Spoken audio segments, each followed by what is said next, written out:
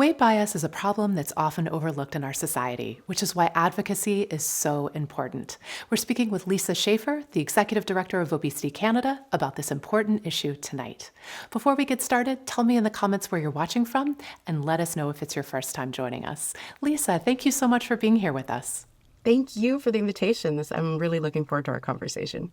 So, Lisa, you're the Executive Director of Obesity Canada and a person living with obesity as well. And I'd like to start by talking about your personal journey, because I think that lived experience is something really unique that you bring to the role. When was weight first an issue in your life? I feel like weight was an issue in my life since I was a little girl. It's something I foundationally remember as early as being in preschool, feeling like I was, and not feeling, knowing I was the biggest kid in the room. And really, I think it really cemented itself as, as all good moms do. They want their little girls to take ballet, all those kinds of things. And moving into that space and finding that, costumes, basic things were not designed with someone like me in mind, very much stood out. So I think those first social encounters when I was a little girl, that's when it really hit home to me that I obviously was living in a bit of a different body than everybody else. And how were you trying to manage obesity before you reached out for medical help? Like what were you trying? So I like to talk about my life kind of in three stages of that. Like, when I was a kid, feeling slightly blissfully unaware, then becoming that aware and uncomfortable, and then becoming aware and empowered. So I would say, that aware and uncomfortable is probably where I spent a lot of time in my life. And that was what, trying to figure out how to be a teenager in a bigger body was one part of it. Then moving into your 20s, I was definitely engaged in my community. I was engaged in my health. I wanted to be a smaller person, which is what I thought the objective was. Let's be honest as well. It wasn't about my wellness. It was about the size of my body that I was trying to control. And the levers that society told me I had to use were diet and exercise. So I was very focused on, tracking my calories, doing as much movement as I could, and it still didn't seem to make a difference. Years and years of going to Weight Watchers. I think I've got more 5-pound stickers than probably anybody on earth does. But, so the usual suspects, really believing that I could achieve success if I was just trying hard enough from that diet and exercise point of view. So that was definitely where I was trying to control or trying to make an impact. And I now understand that to be such a false summit. But still something that people need in their life is to be mindful of food and exercise. But it wasn't the cure for the disease that I actually live with. And talk about the impact that that had on your mental health, really trying so hard to solve a problem that you didn't really have the tools to be able to solve.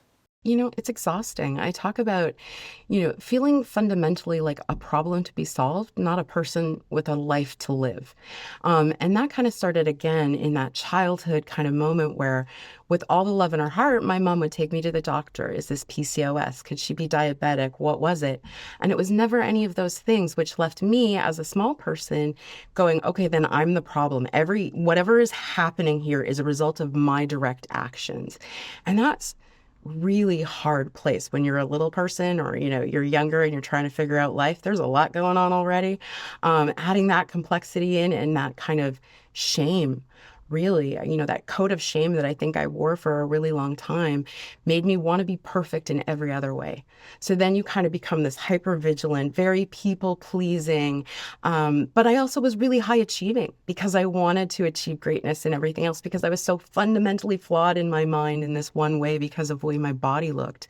So, I got good grades. I had good jobs. I did all of the right things. And that should have also made me feel better about myself.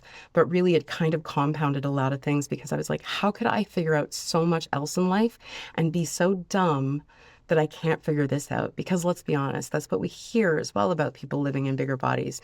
We're just lazy or a little bit stupid. We don't quite get that if I could just get my ducks in a row, I could really change things. And that is an exhausting place to live. It's like nailing jello to a tree. You're never going to be successful, but the world keeps telling you to keep trying or just give me a little bit more money or just, what don't you get in this? And it's such a shameful place to live from, knowing that you don't belong and that you don't fit, and that people have a lot of preconceived notions of my skills and ability before they even get to meet me or I get to say hello to somebody. So, what changed for you? What made you seek medical attention for obesity? I was at an event that was put on, and I heard Dr. Ali Zettner, a physician out here in the west coast of Canada, speak. And that was kind of the first moment where I heard someone talking about obesity and as a disease in a way that was very resonant for me and made me feel like, okay, this is going to be different than the other times that I've reached out to a healthcare practitioner about this, because I definitely had before. And I was told, first I remember going and I asked about, could I get a referral to a bariatrician? Because that was the language I could find at the time. And my GP looked at me and he said, that's not a word. He also told me I wore my weight well. And he asked me how much money I made to see if I could afford a very predatory commercial product that was available in the market. And that was my experience. So I kind of packed that in for the moment. But hearing obesity discussed in that different lens made me feel safe enough to go and at least start a conversation with somebody who truly was invested in understanding obesity as a disease. So, what was that like, seeing a healthcare professional who really understood obesity as a chronic disease? Did it feel like light bulbs were going off for you? Very much. It was very transformative for sure. And I will say at that stage of my journey, because I have more plot twists to share as well, at that point in my journey, what it helped me realize is that this wasn't something I was going to be able to achieve by myself, that this was way more complicated, that there was a lot more factors involved than I realized. And most importantly, that I shouldn't have shame about asking for that help, whatever that looked like. Because when I walked in, I very much wasn't a person that was thinking about a surgical intervention. I just wanted to work with somebody who understood the space and could help me see my health and wellness for what it might already be, which was definitely a great and amazing part of the experience, because I know I walked into that meeting and I think I had a Fitbit, a Body Bug. I probably had a step counter in my shoe. I could tell her, every calorie that had gone in my face. I could tell her every step I'd taken. And one of the first things she said to me was like, okay, let's take all of this off, because that's a bunch of noise that actually is feeding the wrong part of this conversation. And we need to get you back to what makes you happy and what you feel like you can be really successful at. And I have to say that was a transformative moment for me, because as much as I loved running and being an athletic person, I probably was doing it with a big old, not probably, I know I was doing it with a big old chip on my shoulder. And hearing that and going, oh, I'm actually allowed to enjoy this as well, because I did, was a really seminal moment for me as well. And then she also helped reduce the stigma and bias that I had about myself, quite frankly. That was the start of that conversation. And probably some of the bias that I had towards the idea of needing a surgical intervention and feeling like that was something that only really desperate people would need to do, and made me go, oh, that's really jerky. That's not a good way to look at that at all, quite frankly. And that's a reasonable approach to a chronic condition, and to really open my mind up to it. And so I begrudgingly went on a wait list that still took another 3 years, or 2 or 3 years of treatment and care and conversation with a really awesome healthcare practitioner that made a big difference. And then I had my surgery. And then that was a whole other run of the gauntlet, because I thought, okay, great. I'm being afforded something that isn't afforded to everybody. And I need to do this really well, because I still had that people-pleasing mentality in my head as well. And that I also very much had an idea and had bias about, okay, now I am that surgical person. So now I need to come out the other side and look completely different and be that awesome person that everybody can take a look at. And that also was not my reality post-surgery. And that was a heartbreaking moment. So many more questions for you, Lisa. We are going to pause here and do our trivia question. Folks, if you answer this question, you'll get our super helpful doctor's visit checklist that will help you plan for your next appointment. You'll get it for free if you answer our trivia question, which is, true or false, reading before bed can help you fall asleep faster. Is that true or false? Does reading before bed help you fall asleep faster? Put your best guess in the comments and you'll get that guide delivered to your Facebook Messenger inbox for free. And folks, if you can think of any friends or family members who might find this show helpful, please tag them in the comments so they can tune in too. Okay, Lisa, you left us with a cliffhanger. You've had bariatric surgery. What happened next? So I had my gastric sleeve surgery in 2015 and went really well. And I, again, found this amazing community of people that were in a shared experience with me. And at the beginning, it was fantastic. I absolutely saw change. I felt amazing. And then the weight stopped coming off. And this cohort of people that I'd found that was my community kept losing weight, and I kind of got stuck again. And I thought, oh, I did it again. I messed up yet again. I was given this golden opportunity, and look at me. I messed it up again. And that's when one of the actual exercise physiologists in my multidisciplinary care team said to me, I'd really love to get you into this meeting so that you can hear someone speak, because I think it would help you a lot. I was in a really, really dark place. I really was. I broke my own heart is often what I say in the moment. And I got to go to an event, and I got to hear Dr. Arya Sharma speak. And he was the scientific director of what was then called the Canadian Obesity Network. And again, he was speaking about obesity as a disease, but this was a room and a speech intended for healthcare practitioners. It was definitely going deeper into the science and the epidemiology of obesity and really looking at it that way. And he presented what is often referred to as the spaghetti slide.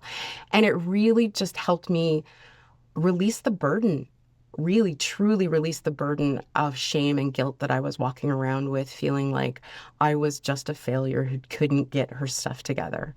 And I was so moved that day that I literally walked up to Dr. Sharma at the end of the presentation, and I said, my name is Lisa Schaffer, and you don't know me, but you should. And I genuinely did not know what I put in motion that day. But from that moment, I started volunteering and sharing my lived experience so that other people, and quite frankly, other women in my mind, could understand that we have been told a lot of lies along the way. Possibly some without malice. We know when we know better, we do better. And this is an evolving scientific space, absolutely. But just from a society's perspective, we really have been told the wrong message. It really isn't about eat less and move more. That is an important part of everybody's life, but that is not a treatment solution for a chronic disease. And that this needs to be taken seriously at every level and understood as a chronic disease at every level as well. So then I started advocating. I was able to join the board of directors. And then I saw this opportunity was going to present itself for the executive director position. And I thought, I have to take this shot. And I am beyond thrilled. And I still get goosebumps when I get to introduce myself as the executive director of Obesity Canada. And Dr. Sharma and I still speak, and he continues to be one of my biggest cheerleaders along the way as well. And to think that I got to kind of be handed the keys to something that he put in motion, and next year will be our 20th anniversary, is nothing that I take lightly, and something that I'm incredibly proud of to consider what will be part of my legacy as well. So you mentioned body diversity earlier. I'd like you to talk about your shift where you went from feeling like you were trying to lose weight to look a certain way to wanting to just be healthier, because I think those are two very distinct goals, and often we kind of conflate them, and they shouldn't be conflated. And I will say that one's like an ongoing bit of a challenge for me for sure. But again, I had this amazing community of women around me. I had been doing training to do 5Ks, 10Ks. I did 8Ks. I've done one half marathon. I've surfed. And I did all of that in a body that was over 300 pounds. And that was really important to me because I also foundationally believe we can't be what we don't see. And for whatever reason, I seem to be a lady who's comfortable to stand up and share my story and be an example and show people that you can surf, you can show up for yourself. You might need to ask for some special accommodations along the way, but the world should actually be really willing to do that for us as well. And if they aren't, that's kind of okay too. I don't want to be a negative and bitter person, but help people see their blind spots and see what is possible. So again, I would say that community of like-minded people is really what helped me shift my focus from going, I want to be smaller, to I'm healthy and I want to feel great about myself. And again, the new definition of obesity being where adipose tissue is impairing health. For me, my biggest comorbidity or my co-challenges were around my mental health. My level of anxiety and depression, and again, that shame that I was walking around with for years, did more damage to me than I did to my body by living in a bigger body. And I think that's really important for people to understand as well. I agree with you. What are some of the misconceptions about obesity that you wish more people understood? I wish that people would understand that obesity isn't a moral failing, that it isn't a choice, that it isn't a self-inflicted wound. And what I would scream loudest probably from the rooftops is it's not what you think it is.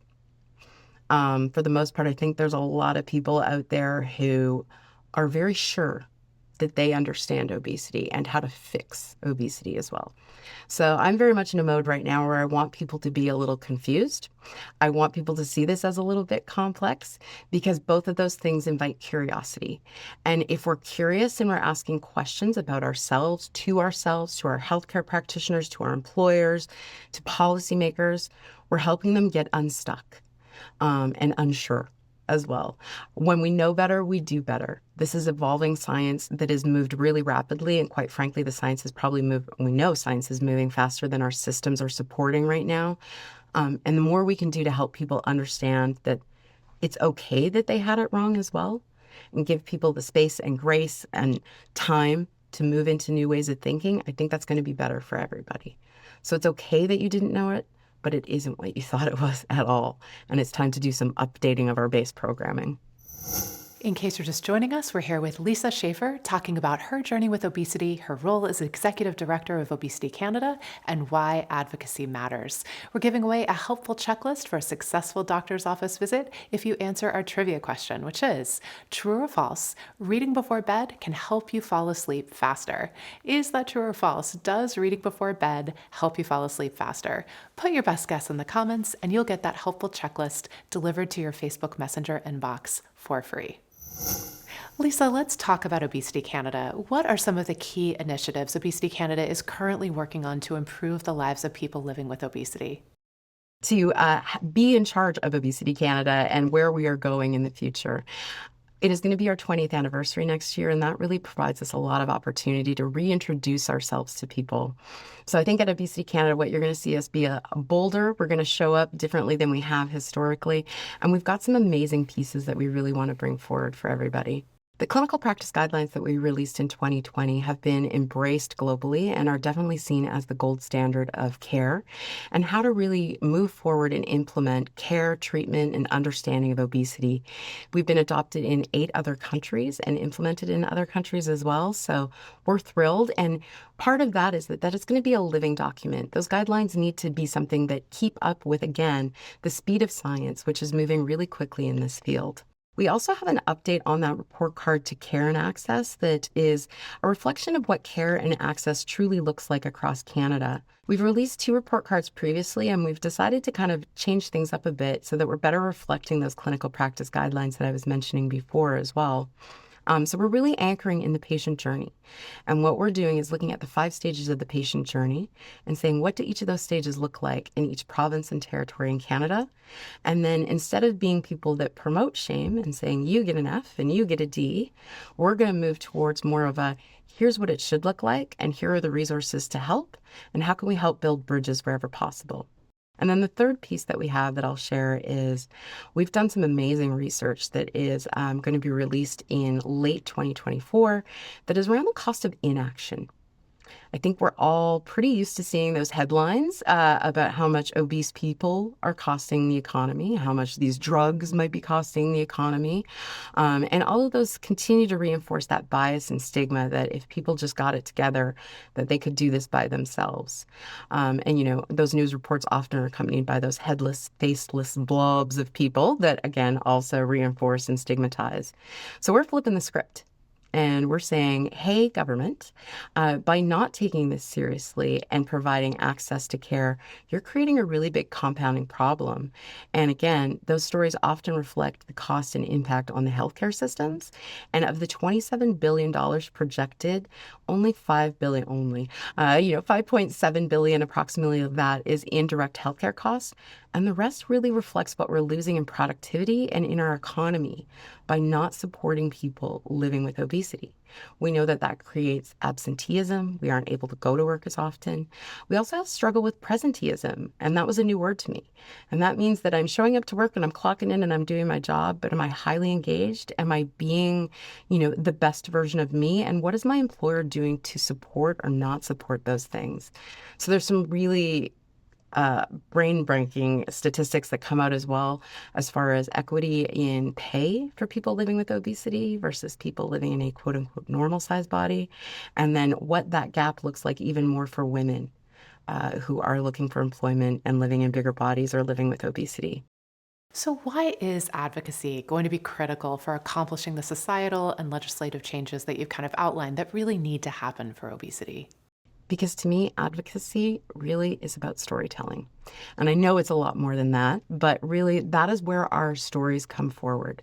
That is where we can share the things that break our hearts and the things that excite us at the same time. So, that advocacy, again, has to start with ourselves and advocating for ourselves, learning to show up for ourselves and asking for what we need so we can show up for ourselves as ourselves as well without asking for everybody to change or need to temper themselves to have the conversations. We can do better for people.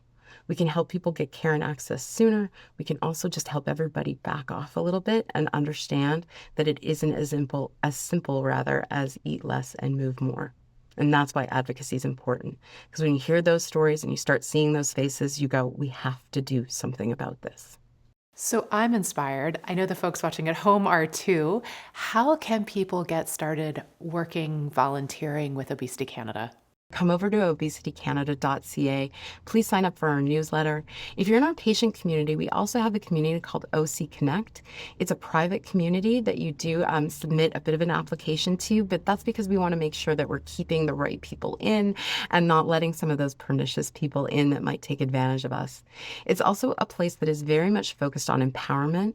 We have Advocacy 101 training in there. That self-advocacy is discussed there. We have like-minded people that are really talking about how to improve the systems and how to take care of themselves as well. So come join us, find your place in our community. Let's start the conversation. Let's make it easier to have a conversation. And that starts by saying hello. So just reach out, let us know what you need, or engage with us and start downloading some of the resources that we already have available. Lisa, thank you so much for joining us today. This has been such an inspiring conversation. I love it. And I look forward to more conversations as we continue to do our campaign work. I will come back and happily share more stories along the way. And a big thank you to everyone watching at home. We so appreciate you being here and chatting with us in the comments. Before we go, here's the answer to our trivia question. True or false, reading before bed can help you fall asleep faster? The answer is true. It certainly works for me. If you didn't get to answer the question, but you'd still like that handy checklist for your next doctor's appointment, just leave a comment for us and tell us what you thought of the show. We'll be back with a new episode in a few weeks, so until then, stay safe and take good care. Good night.